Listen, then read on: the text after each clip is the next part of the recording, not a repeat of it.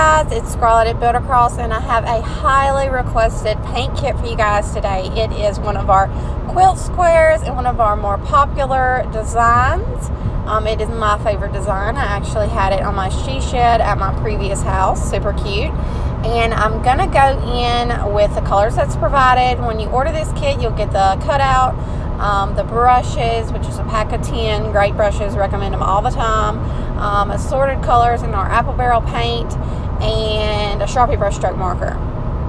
So I'm going in first with the number 12, and I am painting these sections in the color blue.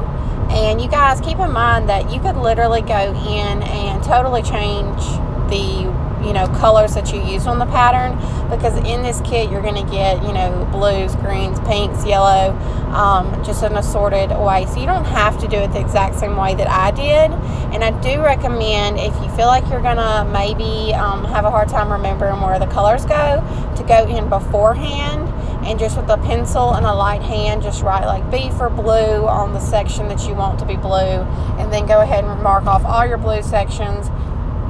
And then the same with green, go in and write a G.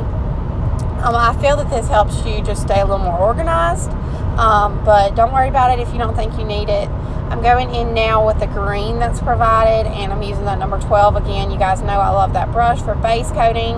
And you guys, don't stress too much if you get outside the lines on these projects. I promise you it will be okay, because later on when this dries, we'll go in and outline it with a Sharpie marker, and that really cleans up most of the mistakes that you may or may not make.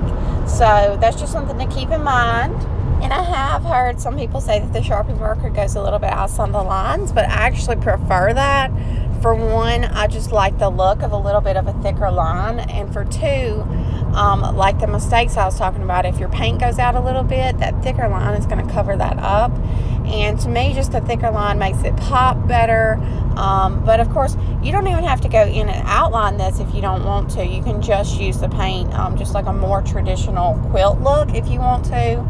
You guys, there's so many options with this. Don't feel like you have to follow my video to a T.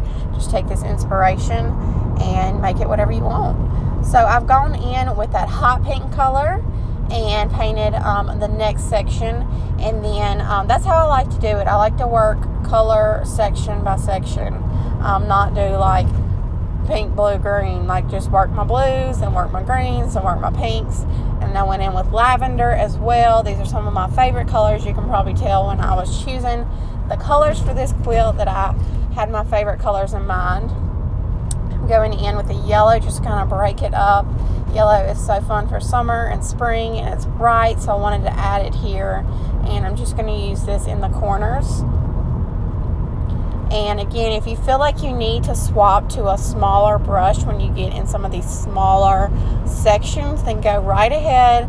I stuck with a number 12 flat for the majority of this, just because I just love that brush, you guys.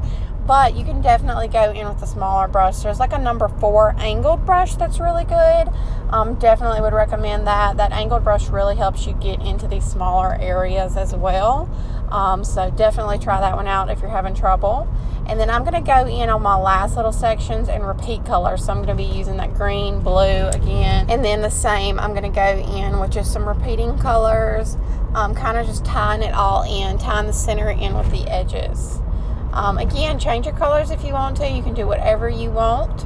Honestly, you could paint the entire thing one color and outline it, and it would still look like a quilt. But I think it's fun to kind of add these different colors. I think these are super cute to go like under your carport. You could put them on your she shed if you have one. I think it'd be pretty hanging by your front door, like on the siding or on the wall. You could hang this inside your house, of course. I think it'd be pretty over your mantle. These are really like, there's just so many options versus a door hanger where you feel like you need to put it on the door, but these you can really put anywhere, outside, inside. Super cute. So that's one reason I really love the quilt squares.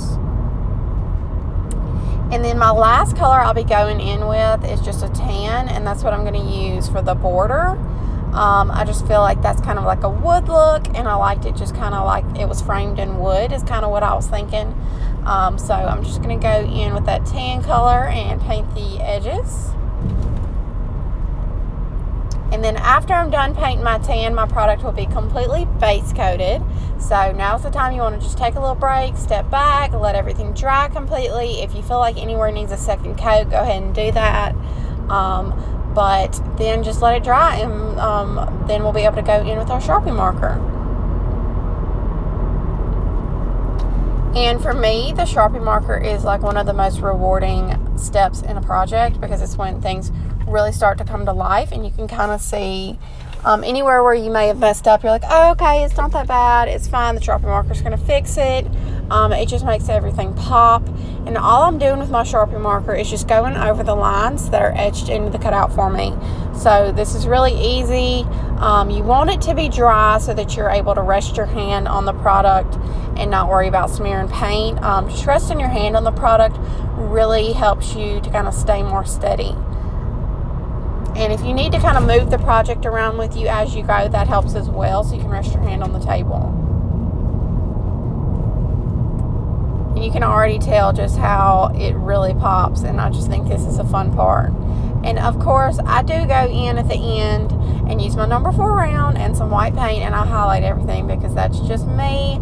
I know it's not like a traditional square, but to me, like if you think about like a square hanging on the side of a barn, it would have kind of some highlights from the sun, and that's actually what I'm trying to capture when I highlight my products.